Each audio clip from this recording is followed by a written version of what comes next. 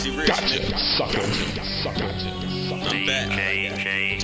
Rubber bands and wax. I said I'm smoking on the line. We back. It's your boy, Thomas Breeder.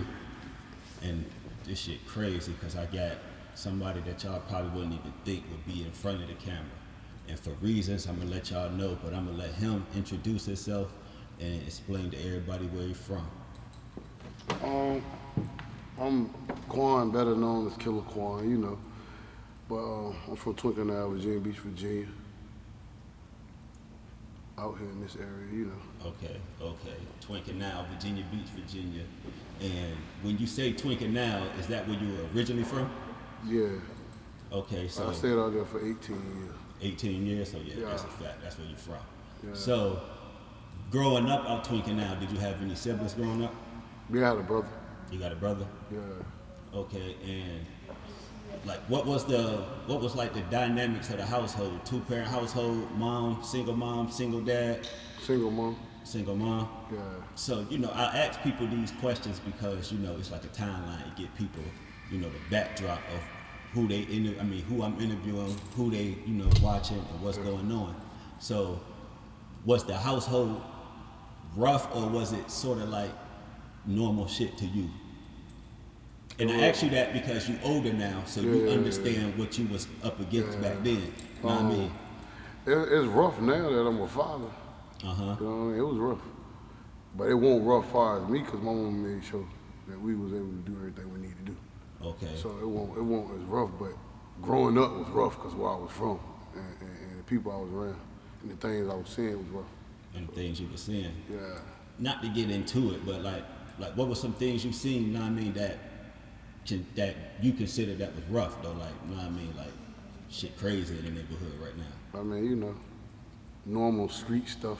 Okay, yeah. Stuff sure. that happened in the streets, you feel what I'm saying? Now, when you seeing that, do you think this is just normal neighborhood shit, or you knowing like, bro, this shit crazy, like I don't need to be around this, or was you just what they would say a product of your environment? Basically a product of environment because that shit was like normal. I basically was born into that shit. Okay. That's how it was the whole time out there. Okay, and you said you had an older brother. Was he like, would you say you looked at him like a role model? Yeah, definitely. It was my big brother. Definitely was a role model. Definitely was a role model? Yeah. Was he somebody that you was trying to like emulate? Like, man, I'm about to do the same shit he do. I'm on the same shit he on. Kinda, but not for real, because it was like we ain't had no father around for real. So he was like, we was basically like teammates, you know what I'm saying? Like he was making sure I do what I do, and I used to like try to tell him do what he do, you know what I'm saying? So it was like, it wasn't really like, he was a role model, he was my big brother, but he was more like, we were so close, we're a year apart, so it ain't like he like got about 5 years, we're a year apart, so we was close. So we was like At any time, did you think you was the big brother? No, hell no. Hell no. Never. So basically, you knew your role as a Yeah, younger. definitely. Okay, that's big bro. Yeah, definitely. Okay. Now, coming up in the streets though, was you like what was some of the hobbies you did coming up? I rapped.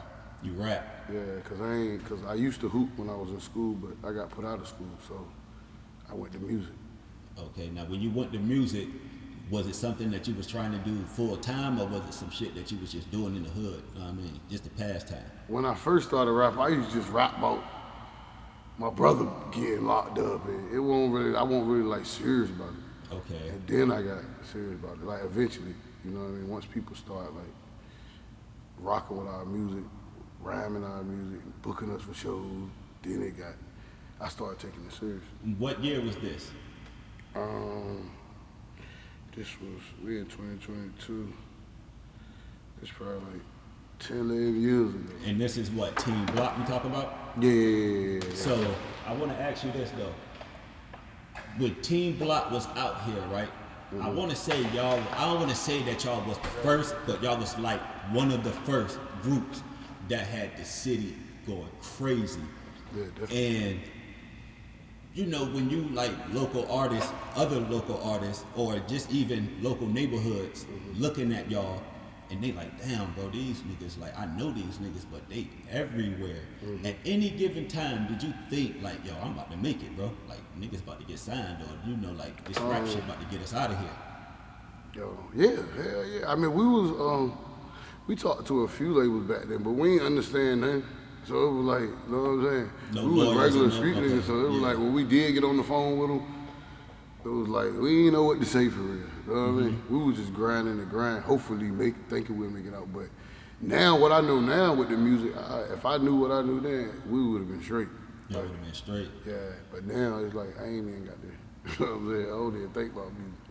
What was the niggas? I don't even think about music. That sound like me. That's crazy. What was the turning point though that made you be like, man, I can't really do this shit no more, music wise? Shit, all the goddamn money we invested. Okay.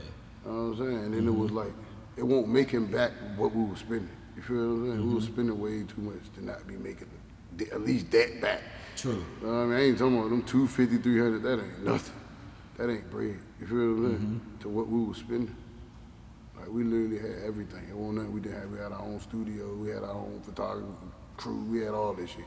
So it wasn't nothing, nobody to say that we was really independent. We traveled independently. We done everything independent. Everything. So, yeah, so.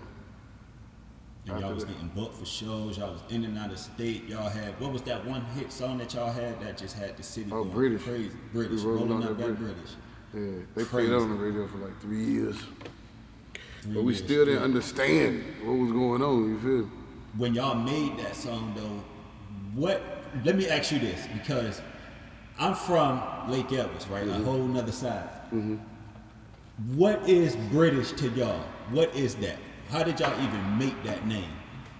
I think me and Ski, we was sitting at the crib, we was sitting at his crib, and we was just smoking. Goddamn, I started saying that shit, and goddamn, we just started putting words together, rhyming words together. But what made you say it though? Like, was you just bullshitting? Like, nigga, I'm smoking British. Yeah, nigga. like that's what it was. We was just smoking. But what was joking British around. though to you though? Like, what did British Gas, come from? you feel me? Gas, okay. Yeah, It was just, yeah. oh, okay. So you was basically trying to come up with a new word. Yeah, Saying gas. exactly. Like, bro, we smoking gas. Exactly. Okay, I feel that, and that shit took off. So, real quick though, because it's a subject that I want to ask you about, and it's kind of skipping a subject, but I've been thinking about this shit because I interviewed somebody. They went through this. They went through this kind of situation. I went through this situation, and I want to know how you feel about this.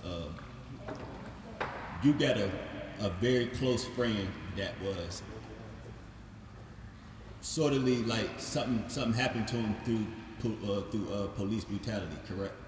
Yeah, definitely. Okay, and something like that happened to me also, right? Definitely. So I wanted to ask you this because I asked the last person this, but I also felt this, and I never got to, get a response from myself, of course, you know what I mean? So I just want to know how other people feel. When Black Lives Matter was going on, right, and you know how like the police brutality, and they was like, rallying for all these people, and not to take nothing away from nobody that, that something happened to them from that, but when you seen that, how did you feel knowing that you went through a similar situation and like, bro, like, I need that same kind of support here, and nobody kind of heard me, you know what I mean? Or, how did you feel about that? I just felt like time went by, you know what I'm saying? And then it was just like, like as time go by, people really forget about stuff, you know what I mean? It ain't necessary that they forget about stuff, but people got lives, you know what I mean? Facts. So it's like whenever it happened, then people gonna be 100% behind it. But like when people got lives and then years go by and then it get brought up, then it's like, you know what I mean? I don't think we're gonna really get that same reaction, you know what I mean? True. So when we was doing the stuff for Booga, rest in peace, Rest Booga. in peace, for sure. You know what I mean? We were doing stuff for Booga with like a lot of people that we know would really be out there, weren't out there. You know what I mean? A lot of people that would have came when it happened, weren't out there, you know what I mean? So it's like, it was a different day and time, so like I wasn't really tripping about it. But it still make you be like, damn, where the support at? You know what I'm saying? Now that you older, for sure, and you know right from wrong, you got a conscience on your own, you got the feelings of your own. You definitely was like, bro, what's up with the support? And y'all doing this worldwide, but this shit happening here at the crib. Yeah, it happened with it feel like it happened with him first, and your people first. That's what I'm saying. Happened with them first. That's what I'm saying. So let me ask you this. How did you feel when Pharrell said he wasn't gonna have something in the water because his cousin was due to police brutality and he took away money from the city? Do you feel like he did that to punish the city, or like, bro, you don't speak up when this shit happened to our peoples, or did you feel that way? I felt like, he was defending his people like how we would defend our people. Facts. You know what I'm saying? Mm-hmm. I really felt like the stuff that happened to my people didn't really get to Pharrell. You feel what I'm saying? Because we didn't present it to Pharrell. Mm-hmm. We really kept it with, you know what I'm saying? Whoever heard about it. We ain't really like presented to him or ask him to help, you know what I'm saying? True. But he really took up for his people the same way we took up for our people, so I ain't really got nothing against him. That's a fact. But yeah, I just wanted to ask you, not to get on the political shit, but you know, I'd be thinking about shit like that, so I just wanted to ask you that question. But another question I want to ask you, right, is I see you got the youth, and you be with the youth a lot, right? Mm-hmm. And you said you once had a dream of playing basketball, right? Mm-hmm. And I see you with the youth, you got basketball, you got football, right? But I also know that it was somebody that was deep to you, right? And I want to ask you something, right? Mm-hmm. What does DJ Ballo mean to you? Coach Ballo. Coach Ballo, DJ Ballo. He mean everything to me. He was my first coach. So I mean, he was like my first coach, second coach, but he was like probably my favorite coach. Mm-hmm. Yeah, he was like one of the best coaches ever. Can you say, when you out here coaching, do you see yourself doing some of the shit that he did? Like, man, I just see like, damn, that was Ballo. It was. For real, bro. Right, when I cussed the kids, all that, like, so it really, you know what I mean? A lot of the stuff though, and the way he was behind us, I stand behind them. That's a fact. It's just we kind of in the we in the same lane, but we in a different lane. Mm-hmm. I took his name and worldwide. You feel what I'm saying? Instead of keeping it we was rec ball when I played, but now we worldwide through my sons. You feel me? True. And you say through your kids, right? Yeah. And you got your kids hooping? Definitely, both of my boys. Both of them. Yeah. And what's the dynamics on them? How they looking right now as far as basketball? Oh, they going to 8th and 7th grade. They looking great. Still got work to do, but we going, we working nonstop. And right now, you just doing a lot of work with the youth, correct? Definitely. Like, that's what I want people to know, that you transition. No, that's all I'm doing. I don't do nothing else. Really. All youth. Ballo Timberwolves, baby. And the Shaw Boys. Shaw Boys basketball, man. Follow the brand. Are you looking for any kids? All the time. Right now? We're looking for the best kids, though. We ain't looking for just any kids. True. Do you got any social medias or any .coms anywhere that people can find you if they like, well, damn, I need my son? You could just follow Ballo Timberwolves AAU on Instagram, Twitter, Facebook. Say it one more time just in case they didn't hear you. You can follow Ballo Timberwolves AAU on Instagram, Facebook, Twitter, YouTube. We everywhere. For sure. This right here though is like this interview was really just to get the people to see you interacting with the youth, right?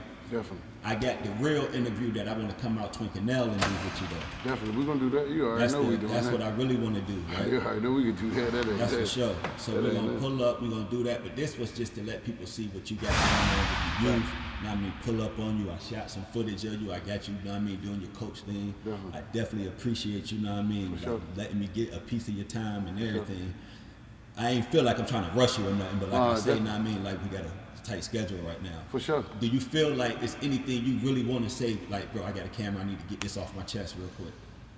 No, I gotta salute my dog. Y'all might know him as Tommy, what you call you? Tommy Breeder. That's Reggie Rich. This shit was hard. I used to bump that shit. For sure, I appreciate that, bro. That's what I gotta salute, man. Free nut.